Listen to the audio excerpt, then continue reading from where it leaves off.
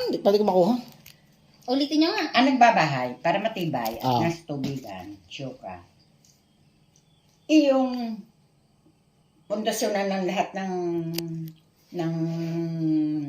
ng halige. Oo. Tsaka yung biga sa baba at saka hollow block. Tapos, pag nalibel mo ng lahat yan, ay titingnan mo ang karsada, pilitin mo ang bahay mo mas mataas sa karsada. Bakit? Ay maganda ang level ng ganon. Bakit nga? Para ay kita mo tubigan, magbabahan man malayo ka na. May step ka, 2 step lang sa karsada. Saka mo patambakan yan.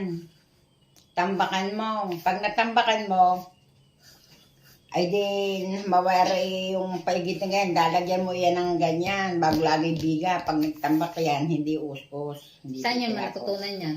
Aba, hindi ako nakikinig lagi sa iyong amat dahil engineer lahat ang kasama. Engineer na hindi basta-basta. Naggagawa ng building na 34. Bakit sino gang engineer na basta-basta? Nakilala nyo? Ay, hindi. At ang Si engineer Benji. naman- Hindi. Dahil tuloy si Ronald. Sabi lang, Pinariringgan nyo ata ako.